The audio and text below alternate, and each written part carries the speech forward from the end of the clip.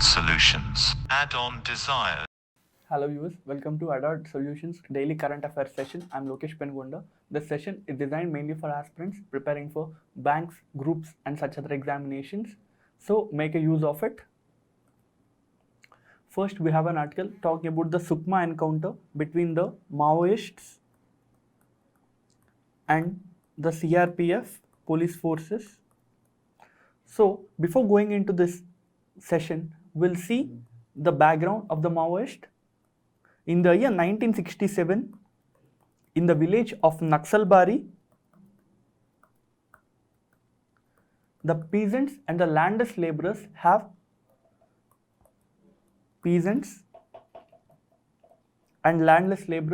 fought against the landed aristocracy for their rights. That is how the term Naxal has come. So Naxal term has come from the village Naxalbari in the West Bengal. Now we'll see the Sukma encounter. Sukma district is a part of Chhattisgarh and it is part of Red Corridor. So what is Red Corridor districts or the Red Corridor regions? Red Corridor is a demarcated region by the Union government. It is to notify the districts which are affected by the left-wing extremism or the Maoism. So Red Corridor region consists of the districts which are particularly been affected by the left-wing extremism. So how many districts are at present in the Red Corridor region? At present, 90 districts are coming under this Red Corridor region. This 90 districts are from 11 states. So what are these states? These are Bihar, Jharkhand, Andhra Pradesh, Maharashtra, Odisha, Telangana, West Bengal, Madhya Pradesh, Uttar Pradesh, Chhattisgarh and Kerala. Earlier, we have 126 districts under the Red Corridor region, but Ministry of Home Affairs has reduced 44 districts from this Red Corridor region. So it has become 82 districts, but 8 new districts was added to the affected regions. So it became 90 districts present. So you should remember that 90 districts at present which are coming in the 11 states are affected by the left-wing extremism or the Maoism or the Naxalism. Now we'll see what are the 8 districts which are added in the Red Corridor region. In the Madhya Pradesh, Mandla district, in the Chhattisgarh, Kabirtam district, in Odisha, districts of Angul and Bodh, in the state of Andhra Pradesh, West Godavari, in the state of Kerala, Malappuram, Palakkad, Wayanad. So all these 8 districts are added into the Red Corridor region list.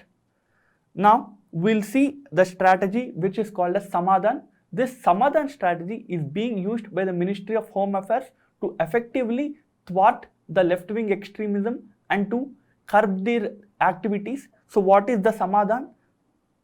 S stands for smart leadership, A stands for aggressive strategy, M stands for motivation and training for the forces, A stands for actionable intelligence, D stands for dashboard based KPIs and KRAs, that is dashboard based information based on the real-time updates, H stands for harnessing the technology, A stands for action plan for each theatre, N stands for no access to financing. So by following the Samadhan plan, the Ministry of Home Affairs is planning to tackle the left-wing extremism in the various districts which are part of the Red Corridor. Next, we have an article talking about Rafale jets. We'll just have a brief idea about Rafale jets. Rafale jets have been purchased by India from the French aerospace major called as Dassault Aviation. So how many jets were purchased for how much price? So 36 jets have been purchased by the Indian government in the year 2016, this 36 jets is worth nearly 59,000 crores. This deal was signed in 2006 and various Rafales have been coming up in the last few years, and this deal and all these jets will be in India in the next few years. Next, we have an article talking about gender disparity.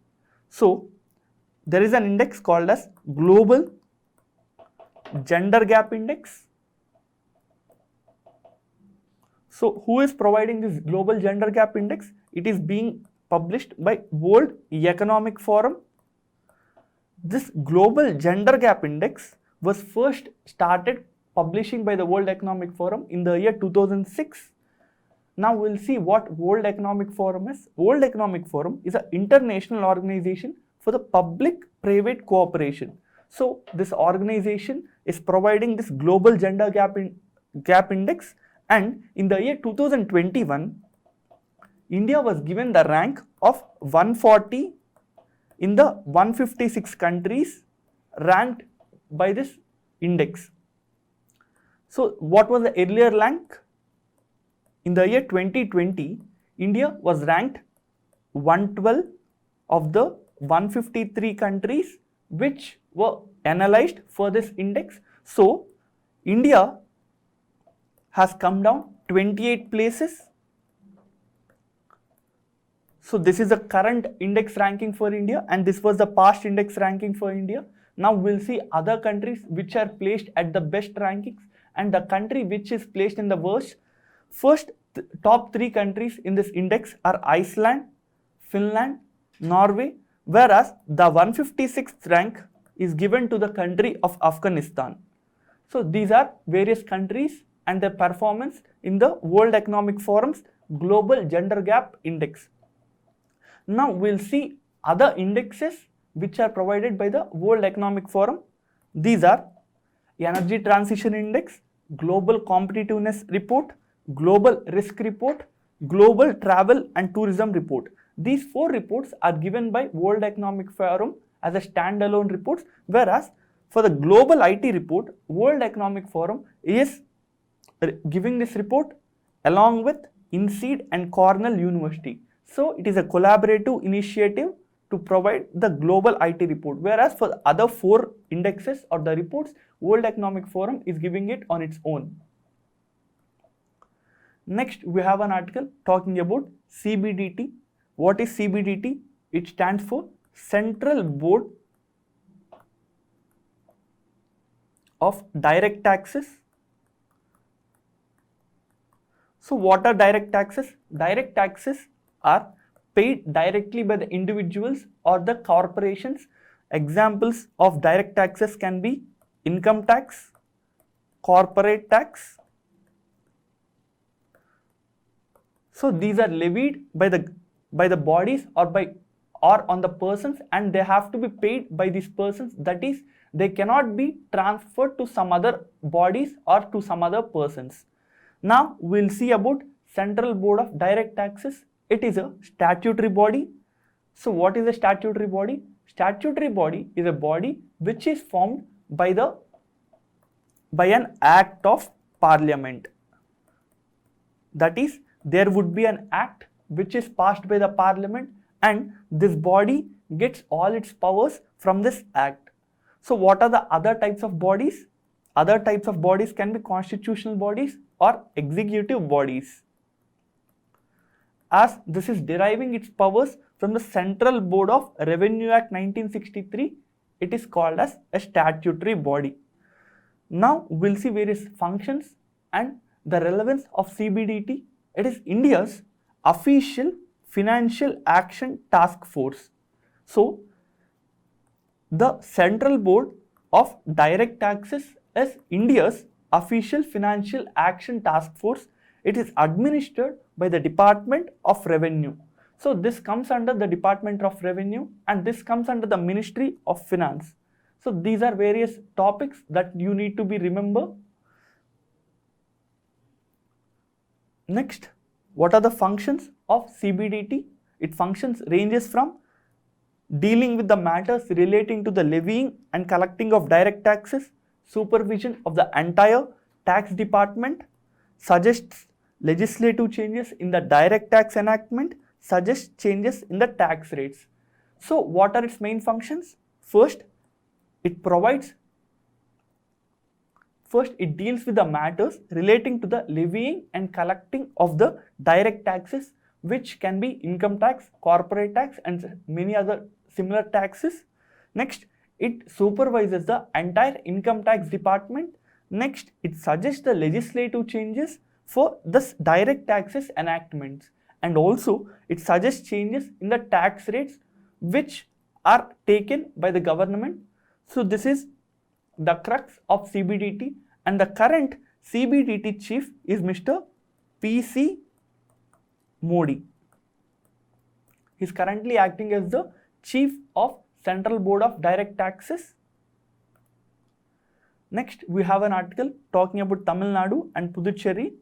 So we'll just see the background of Puducherry. Between the years 1815 to 1954, Puducherry and parts of Puducherry were under the control of France. Puducherry's parts include Yanam, Karaikal and Mahe, and you can see in this image Puducherry and its parts are not adjoining, that is, in the state of Andhra Pradesh there is a part of Puducherry which is Yanam, and in the state of Kerala Mahe exists. In the state of Tamil Nadu Karaikal exists. Though these areas are existing in various states, but it all comes under the Puducherry. So what is Puducherry? Puducherry is currently a union territory with legislative assembly.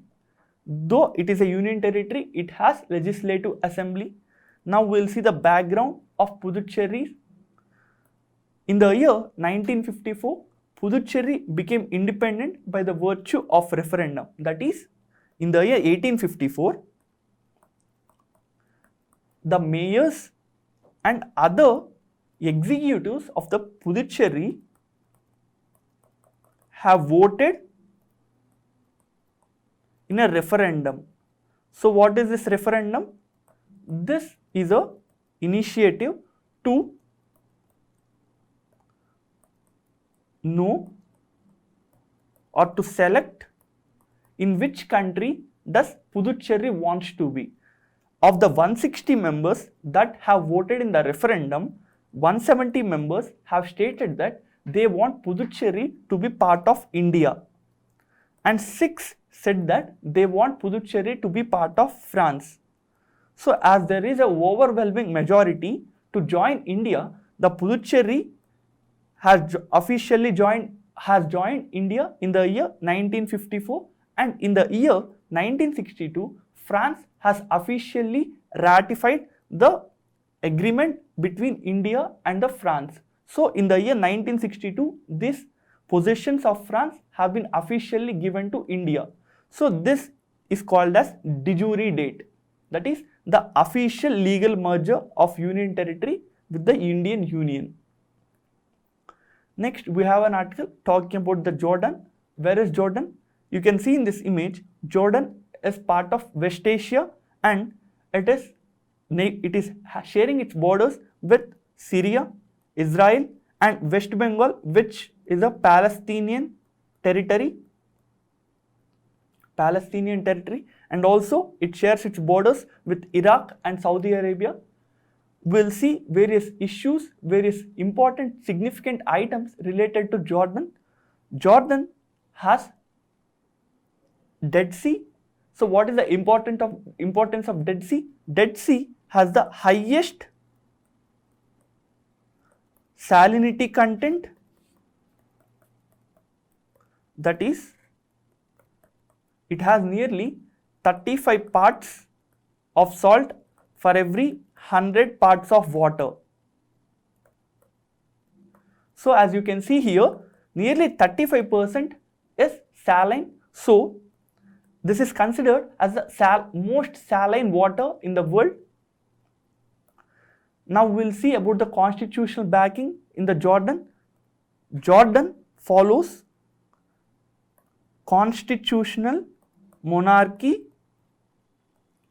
with parliamentary system. So what does it mean?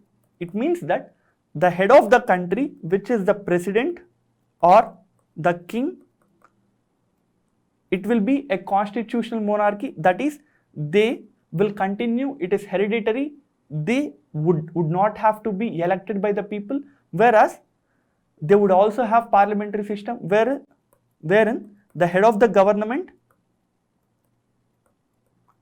would be elected by the people. So the prime minister of the country will be elected, whereas the president or the king will be a hereditary ruler. You can see that Dead Sea is sharing its borders with Jordan, West Bank and Israel, and Jordan have an opening to the Red Sea. So these are various factors that are dealing with the Jordan. Next, we have an article talking about Indonesia. In this image, you can see where Indonesia is.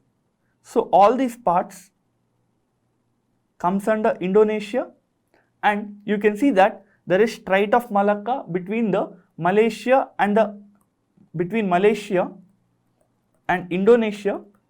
There is Strait of Malacca. So what is a strait? Strait is a narrow water body which connects two larger water bodies.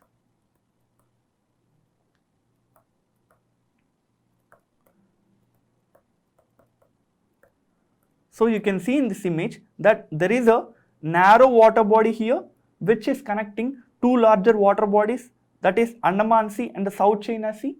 So this is Strait of Malacca. What is the importance of Strait of Malacca?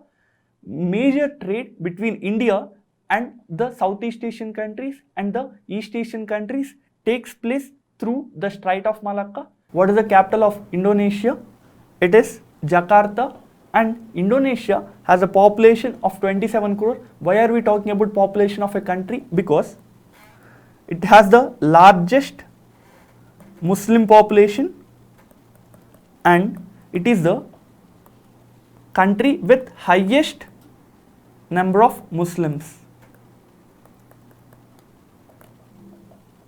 Next, we have an article talking about Uttarakhand forest fires and the NDRF. What does NDRF stands for? NDRF stands for National Disaster Response Force. So this was a body for providing specialized responses to the disasters, either man-made disaster or natural disaster.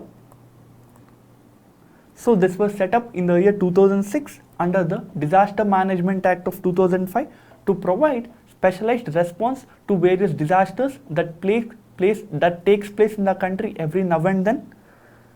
This body comes under the Ministry of Home Affairs and it works under the National Disaster Management Authority.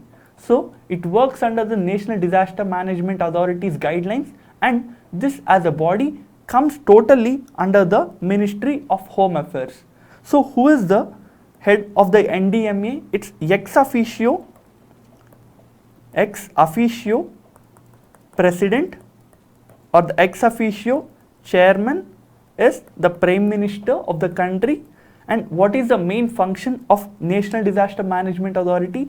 It lays down the policies, plans and the guidelines for disaster management. So it provides all these services for the disaster management, and NDRF works under this. Also, we should note that currently there are 12 battalions of NDRF in the country. People from this NDRF are taken from Border Security Force, Central Industrial Security Forces, SSB and such other organizations. Of the 12 battalions, each battalion consists of 1149 members, and these 12 battalions have been spread out evenly in the country so that they can respond to any disasters that can take place in the country. Next, we have an article which is dealing about Kuwait. So, where is Kuwait? Kuwait is a small country, as you can see here. It is bordering the countries of Iraq and Saudi Arabia. It is a West Asian country and its capital is Kuwait City. So you should note that its capital is Kuwait City and it is bordering with the countries of Iraq and Saudi Arabia, and it is a member country in the West Asia. With this, we come to the end of this session. Share about this initiative to your friends. Thank you. Add-on solutions. Add-on desires.